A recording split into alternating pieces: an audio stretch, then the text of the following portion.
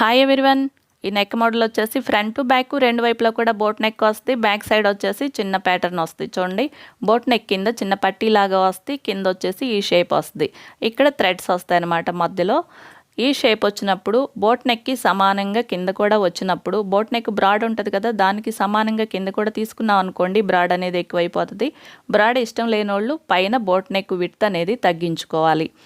Neck width వచ్చేసి మనకి lining మీద 4.5 ఉందనుకోండి, ఫీజింగ్ మీద వచ్చేసి ఒక పావించి పెంచుకోవాలి. ఎందుకంటే మనకి కాటన్కి కుట్టు వేయడానికి ఒక పావించి కావాలి, ఫీజింగ్ మీద కుట్టు పడదు కాబట్టి ఒక పావించి తగ్గించుకోవాలి.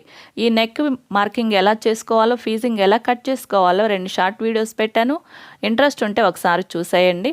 చూడండి, ఫీజింగ్ కట్ చేసేటప్పుడు 2 ఎడ్జెస్ కదిలిపోకుండా చూసుకోవాలి, లేదంటే ఒకవైపున ఎక్కువ ఒకవైపున తక్కువ వచ్చే అవకాశం ఉంటుంది. 2 కదలకుండా పట్టుకొని కట్ చేసుకోవాలి. ఇది లైనింగ్ మీద అతికించుకోవాలి. ఐరన్ చేసుకుంటే అతికిపోతుంది. చూడండి, ఇలా ఇది బ్లౌజ్కి ఎలా కుట్టుకోవాలో కూడా వీడియో పెట్టాను. చూడండి, బ్లౌజ్ అవుట్పుట్ అయితే ఇలా వచ్చేసింది. చూడండి, నెక్ చుట్టూ పోట్లీ బటన్స్ పెట్టాను.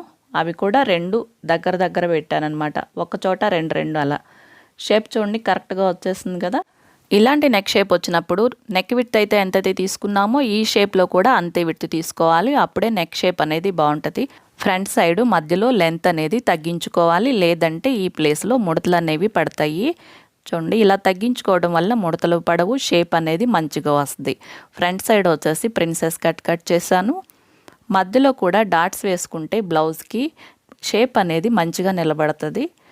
చూడండి, ఈ పోట్లీ బటన్స్ ఒకవైపు మాత్రమే వేసాను. చూడండి, ఇంకొక వైపు పళ్ళు వస్తుంది కాబట్టి అటువైపు హ్యాండ్స్కి లైనింగు ఒరిజినల్ క్లాత్ ఒకదానికొకటి యాడ్ చేసుకున్న తర్వాత పోట్లీ బటన్స్ యాడ్ చేసుకోవాలి.